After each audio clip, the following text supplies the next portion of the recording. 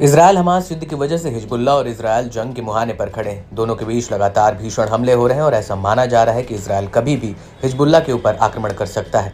लेकिन इस सब के बीच हिजबुल्लाह भी लगातार उत्तरी इजरायल को हमलों से दहलाने में लगा हुआ है। इसी कड़ी में हिजबुल्लाह ने आईडीएफ की जारित मिलिट्री बेस पर दर्जनों रॉकेट दागे हैं। इसके साथ ही हिजबुल्लाह ने नकोरा नौसैनिक अड्डे पर भी गोला बारूद की झड़ी लगा दी है। हिजबुल्लाह का कहना है कि उसने इस हमले में इजरायली सैनिकों के जमावड़े पर हमला किया है। साथ ही कब्जे वाले कफार चौबा हिल्स पर समाक्वा साइट पर भी हिजबुल्लाह ने आईडीएफ पर सीधा हमला किया। हिजबुल्लाह का यह भी कहना है कि उसने आईडीएफ की रुवैसत अल आलम मिलिट्री साइट पर हैवी मशीन गन से हमला किया। वहीं कब्जे वाले शीबा फार्म्स में भी कुछ ऐसा ही नजारा था। यहाँ पर हिजबुल्लाह ने जिब्डाइन सैन्य चौकी पर ताबड़तोड़ गोला बारूद और रॉकेट बरसाए हैं।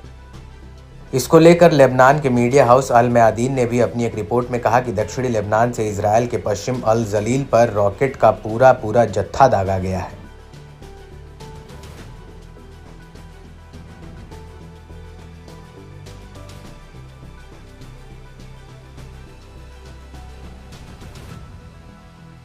इन हमलों को लेकर खुद इजरायली मीडिया का कहना है कि गॉर्नॉट, हागलिल और गौरेन में हवाई हमलों के सायरन बजने लगे थे। मीडिया रिपोर्ट के मुताबिक आईडीएफ ने खुद 25 हवाई ऑब्जेक्ट्स को पश्चिमी अल जलील की तरफ इंस्पेक्ट किया।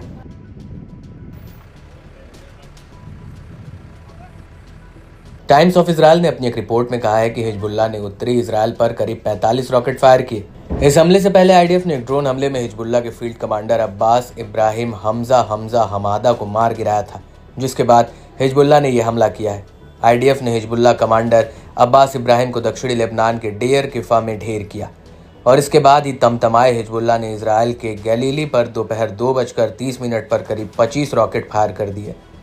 इसके बाद इसी इलाके में करीब 20 रॉकेट और फायर किए गए, जिसकी वजह से आसपास के कई इलाकों में हवाई हमले के सायरन बजने लगे थे। हालांकि आईडीएफ का कहना है कि इन हमलों में ना ही कोई हताहत हुआ और ना ही कोई नुकसान हुआ है।